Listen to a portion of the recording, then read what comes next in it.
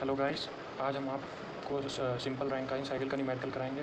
Last lecture में हम लोगों ने सिंपल रैंकाइन साइकिल का ये कुछ प्रूफ देखे थे कि टरबाइन वर्क, हीट रेट और पंप वर्क और हीट सप्लाई एफिशिएंसी कैसे निकालते हैं, और इसका टीएस और पीवी एचएस डायग्राम किया था। आज हम लोग इसी का न्यूमेरिकल प्रॉब्लम सॉल्व करेंगे। तो हम लोग स्टार्ट करते हैं इसका न्यूमेरिकल प्रॉब्लम 1। तो हम लोग पहले इसको गिवन टू फाइंड सोल्यूशन लिख लेते हैं, देन आफ्टर हम लोग इसको सॉल्व करते हैं। तो steam turbine operate in the Rankine cycle.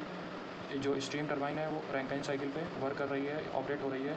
It receives steam from boiler. तो हम लोग को बॉयलर की स्टीम दी हुई है, पीबी से हम लोग इसको लिखेंगे 30 बार। एंड इसका जो टेम्परेचर, बॉयलर का टेम्परेचर दिया हुआ है वो हम लोग 250 degree centigrade. And exhaust the condense at 0.5। Condenser pressure दिया हुआ है 0.5 bar. Condensate it required to the boiler by the feed pump.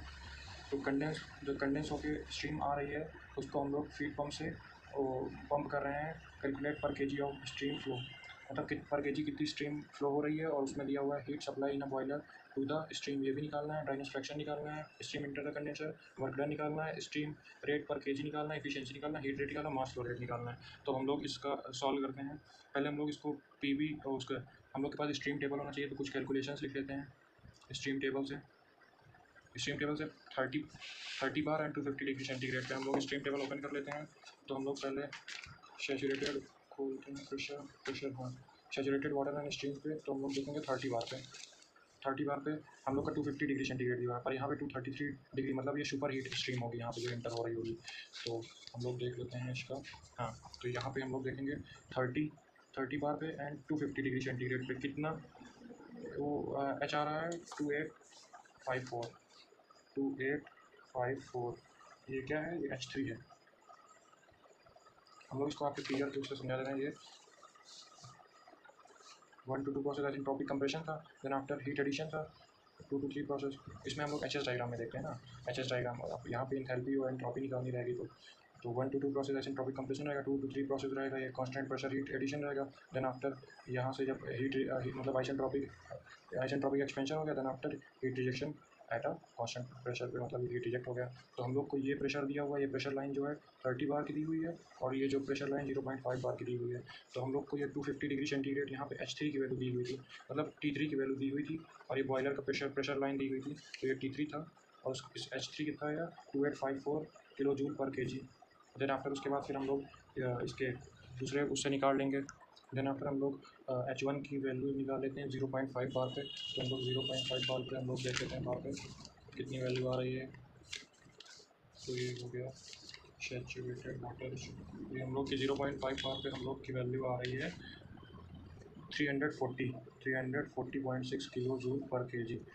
ये हम लोग की हो गई H1 की वैल्यू। देन आफ्टर हम लोग इसका वो निकालते हैं H4 की वैल्यू। H4 की वैल्यू हम लोग इससे निकाल ले रहे हैं, इस HS डायग्राम से, इसको मोलियर डायग्राम से। ये हम लोग का 30 बार पे ये हो गया 30 बार एंड 250 डिग्री सेंटीग्रेड। 30 बार की ये लाइन हो गई and 250 degree centigrade. 30 bar and 250 degree centigrade. कुछ यहाँ पे हम लोग का जो पॉइंट आया ये 30 बार का है, और ये जो आया है 250 डिग्री सेंटीग्रेड का है। तो ये हम लोग का यहाँ कट किया है, तो ये हम लोग ने इसकी वैल्यू निकाल ली है। तो 2800 कितना आया है H4 की H3 की वैल्यू 2854 आई है। और देन आफ्टर इसी को हम लोग नीचे परपेंडिकुलर एक्सपेंड करेंगे, तो हम लोग कितना 0.5 बार तक। तो 0.5 बार तक ये लाइन को हम लोग लेके जाते हैं। 0.5 बार कहाँ पे है? इधर 0.5, इसको हम लोग इधर लेकर आते हैं 0.5। ये हम लोग को यहाँ कुछ कट करेगा, इधर यहाँ पे कट करेगा, और ये इधर 2180 के आसपास आ जाएगी, अप्रॉक्स 2180 के आसपास आ जाएगी। हम लोग मोलियर डायग्राम से देख लिए हैं H4 की वैल्यू। H4 की value I 2180 kilo joule per KG by Molière diagram.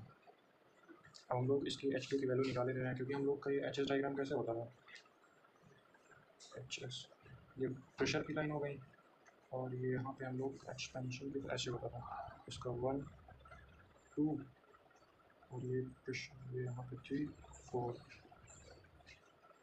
तो हम लोग की H1 की वैल्यू आ गई है, ये 0.5 बार की लाइन थी, और ये 30 बार की लाइन थी। तो बॉयलर का ये प्रेशर दिया हुआ है, कंडेंसर का प्रेशर दिया हुआ है। तो हम लोग ने H1 की वैल्यू निकाल ली है, और हम लोग ने H3 की वैल्यू निकाल ली है। देन आफ्टर हम लोग इसका पंप वर्क निकाले ले रहे हैं। पंप वर्क क्या होता है? डब्ल्यू पी इक्वल टू, हम लोगों ने इसको कल देखा ही था, पंप पर H2 minus H1, H2 minus H1। जब अब हम लोग डब्ल्यू पी कैसे निकालेंगे, डब्ल्यू पी हम लोग को मैंने कल बताया था, डब्ल्यू पी निकालते हैं माइनस का वी डी पी, इसको बताया था मैंने।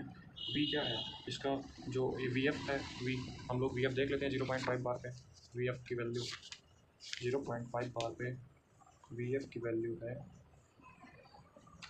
0.5 बार पे वी एफ की वैल्यू है 0.00100030। तो हम लोग इसको लिख लेते हैं 0.001030। पंप वर्क हम लोग निगेटिव लिखते हैं, तो इसलिए हम लोग वहाँ डायरेक्ट कर लेंगे, इसको हम लोग यहाँ से निगलेक्ट किया जा रहा है, मतलब इसको हम लोग हटा दे रहे हैं। और टी पी क्या है, जो बॉयलर का प्रेशर है माइनस कंडेंसर का प्रेशर, 30 माइनस 0.5, इसको हम लोग डब्ल्यू पी निकालेंगे तो कितना आएगा, तो 30 माइनस 0.5 इंटू 0.001030। ये हम लोग का पंप वर्क आया बहुत ही कम, इसको हम लोग इस 100 से मल्टीप्लाई करेंगे तो ये हम लोग का आ जाएगा, पंप वर्क आ जाएगा 3.03, हम लोग का ये 3.03 kilo joule per KG pump work आया। पंप वर्क आ गया, हम लोग हम H2 की वैल्यू निकाल सकते हैं, पंप वर्क भी हम लोग धर दें, इसको रख दें, pump work 3.03 equal to H2 minus H1 हम लोग ने निकाला ही था 340.6 किलो जूल पर केजी। अब हम लोग जब इसको इधर भेजेंगे तो प्लस में हो जाएगा कि नहीं, 340.6 प्लस 3.03, तो हम लोग का H2 की वैल्यू आ गई है 343.63 किलो जूल पर केजी। हम लोग की H2 की भी वैल्यू आ गई। अब हम लोग फटाक से सब कुछ निकाल लेते हैं, अब तो सब कुछ निकल आएगा। हम लोग के H1 H2 की वैल्यू आ ही गई है, तो हम लोग अब टरबाइन वर्क देख लेते हैं, WT H3 माइनस का H4 होगा, तो टरबाइन वर्क कितना होगा, H3 कितना दिया हुआ है 2854 माइनस H4 दिया हुआ है 2180, मैंने हम लोगों ने निकाला था, तो WT आ जाएगा 674 किलो जूल पर केजी। हम लोग हीट सप्लाई निकाल लेते हैं, ये हम लोग का WT निकल आया कि हीट सप्लाई क्या था हम लोग का, हीट सप्लाई था QS equal to H3 minus का H2, H3 माइनस का H2, यही तो हीट एडिशन हुआ था, यहाँ पे हीट रिजेक्शन हुआ था, यहाँ पे पंप वर्क था, यहाँ पे टरबाइन वर्क था, हम लोगों ने टरबाइन वर्क निकाल लिया है, पंप वर्क भी निकाल लिया। अब हम लोग ये इसका हीट सप्लाई निकाल ले रहे हैं, तो हीट सप्लाई क्या आएगी, heat supply H3 minus H2 करेंगे, H3 क्या है 2854 माइनस का H2 क्या दिया हुआ है, हम लोगों ने निकाला है 343.63, तो ये हम लोग का QS आ गया है 2510.37 किलो जूल पर केजी। हम लोग का हो गया हीट सप्लाई, एंड आफ्टर हम लोग क्या निकालते हैं, हीट सप्लाई के बाद हम लोग पंप वर्क भी निकाल चुके हैं, pump work H2 minus H1 करेंगे तो पंप वर्क निकल आएगा, तो WP H2 क्या होगा, H2 माइनस H1 करेंगे तो पंप वर्क आ जाएगा। H2 हम लोगों ने निकाला है 343 और H1 हम लोग 340.6, तो इसको हम लोग क्या करेंगे 3.03, यही तो पंप वर्क है हम लोगों ने निकाला था। उसके बाद फिर हम लोग का क्या हीट रिजेक्शन, क्यू रिजेक्ट कितनी हुई है आप लोग निकालिए, क्यू रिजेक्ट हम लोग H4 माइनस H1 भी कर सकते हैं। हीट रिजेक्शन क्या हुआ, H4 क्या है, H4 2180 माइनस H1 क्या है 340.3, ये आ जाएगा 1839 करिएगा, और ये हम लोग का हो जाएगा 4, तो ये हो गया हम लोग का हीट रिजेक्शन भी निकल आ गया। हम लोग जो हम लोग को फाइंड किया गया था उसको हम देख रहे हैं, heat supply in the boiler to the steam, heat supply क्या था, हीट सप्लाई हम लोग ने ये निकाला, तो पहला हम लोग का हो गया। उसके बाद ड्राइनेस फ्रैक्शन पूछा है, तो ड्राइनेस फ्रैक्शन हम लोग जब उससे HS डायग्राम से देखेंगे तो x इज इक्वल टू ये, उसको हम लोग ड्राइनेस फ्रैक्शन निकाल सकते हैं। ड्राइनेस फ्रैक्शन हम लोग कैसे निकालेंगे, इसका एक मिनट पेन की तरफ चला, ठीक है, ये हम लोग x, इसको हम लोग लिखेंगे S2 is equal to HF plus X2 HFG, तो इसका हम लोग हम लोग को S2 इक्वल टू 30 बार निकालना है, तो 30 बार पे हम लोग देख लें कितना दिया हुआ है, 30 बार पे हम लोग का दिया हुआ है 6.184 दिया हुआ है, तो ये kilo joule per kg kelvin. Then after हम लोग 0.5 बार पे निकाल लें, 0.5 बार पे SF की वैल्यू कितनी है 1.091 है, प्लस X2 हम लोग SFG की वैल्यू देख लें, तो SFG की वैल्यू 6.504 है, और X2 क्या 6.184 है, इसको हम लोग निकाले ले रहे हैं 1 मिनट में, 6.189 माइनस 1.091 डिवाइडेड बाई 6.504, ये हम लोग का X2 की वैल्यू आ गई 0.78, ड्राइनेस फ्रैक्शन का 0.78 आ गया, ये भी दूसरा आंसर हो गया। देन आफ्टर हम लोग निकालते हैं तीसरा पार्ट, तीसरे पार्ट में हम लोग को क्या दिया हुआ है, तीसरे पार्ट में वर्क डन निकालना है। वर्क डन हम लोगों ने उस दिन क्या निकाला था, वर्क डन क्या होता है, जो टरबाइन का वर्क है उसी में पंप वर्क निगेटिव करने। तो वर्क डन WT माइनस का WP। टरबाइन वर्क क्या है हम लोग का निकला है 674। पंप वर्क हम लोग ने क्या निकाला 3.03 निकाला। तो हम लोग का पंप वर्क हम लोग निकालेंगे तो 670 के अप्रॉक्स आ जाएगा 670.97 किलो जूल पर केजी। ये हम लोग का वर्क डन हो गया। ये हम लोग का थर्ड पार्ट हो गया। देन आफ्टर हम लोग फोर्थ पार्ट को डालते हैं, स्ट्रीम रेट पर किलो वाट आवर।